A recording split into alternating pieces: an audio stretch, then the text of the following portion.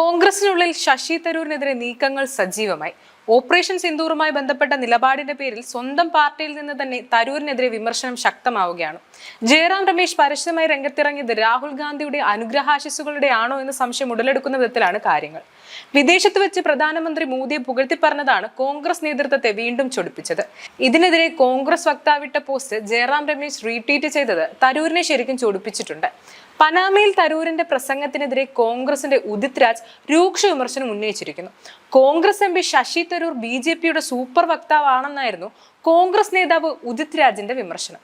പ്രധാനമന്ത്രി മോദിയെയും സർക്കാരിനെയും അനുകൂലിച്ച് BJP നേതാക്കൾ പറയാത്തത് ശശി തരൂർ പറയുന്നു.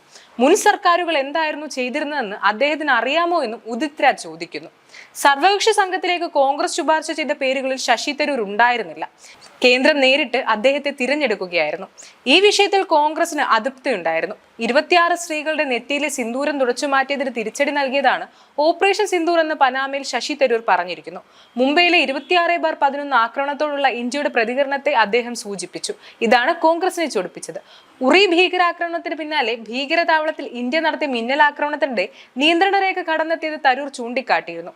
അത് ഞങ്ങൾ മുമ്പ് ചെയ്യാത്ത ഒന്നായിരുന്നു. കാർഗിൽ യുദ്ധസമയത്ത് പോലും രാജ്യം നിയന്ത്രണ രേഖ കടന്നിട്ടില്ല, തരൂർ ചൂണ്ടിക്കാട്ടി. 2019 ജനുവരിയിൽ നടന്ന പുൽവാമ ഭീകരാക്രമണത്തെ തുടർന്ന് സായുധ സേന നിയന്ത്രണ രേഖ മാത്രമല്ല അന്താരാഷ്ട്ര അതിർത്തിയും ഭേദിച്ച് ബാലാകോട്ടിലെ ഭീകരരുടെ ആസ്ഥാനത്ത് ആക്രമണം നടത്തിയതായും തരൂർ പറഞ്ഞു. ഇത്തവണ, അതായത് ഓപ്പറേഷൻ സിന്ദൂറിലൂടെ ഞങ്ങൾ ഈ രണ്ടിൽ നിന്നും കൂടുതൽ മുന്നോട്ട് പോയിരിക്കുന്നു. നിയന്ത്രണ രേഖയും അന്താരാഷ്ട്ര അതിർത്തിയും കടന്നുപോയെന്ന് മാത്രമല്ല, ഞങ്ങൾ പാകിസ്ഥാനിലെ പഞ്ചാബി ഹൃദയഭൂമിയിൽ 9 സ്ഥലങ്ങളിൽ ഭീകരതാവളങ്ങൾ, പരിശീലന കേന്ദ്രങ്ങൾ, ഭീകര ആസ്ഥാനങ്ങൾ എന്നിവയ്ക്ക് നേരെ ആക്രമണം നടത്തി. പനാമയിൽ കോൺഗ്രസ് നേതാവ് പറഞ്ഞതാണിത്. അതേസമയം കോൺഗ്രസ് വിമർശനത്തോട് ശശി തരൂർ പ്രതികരിച്ചിട്ടില്ല. തനിക്കെതിരായി കോൺഗ്രസ് നേതാവ് ഉദിത് രാജിന്റെ പ്രസ്താവനയിൽ തരൂരിന് അമർഷമുണ്ട്.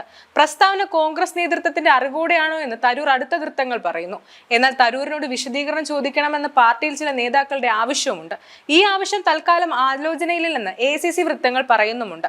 ഇതിനിടെ തരൂരിനെ പിന്തുണച്ച് BJP രംഗത്ത് വന്നു. കേന്ദ്രമന്ത്രി കിരൺ റിജിജു ആണ് തരൂരിനെ പിന്തുണച്ച് രംഗത്തെത്തിയത്. കോൺഗ്രസ് പാർട്ടിക്ക് എന്താണ് വേണ്ടത്? അവർക്ക് രാജ്യത്തോട് എത്രമാത്രം കരുതലുണ്ട്? ഇന്ത്യൻ MPമാർ വിദേശത്ത് പോയി ഇന്ത്യക്കും പ്രധാനമന്ത്രിക്കുമെതിരെ സംസാരിക്കണമെന്നാണോ അവർ പറയുന്നത്? രാഷ്ട്രീയ നിരാശതയ്ക്ക് പരിധിയുണ്ടെന്നും റിജിജു പറയുന്നു. News desk IBN Malayalam.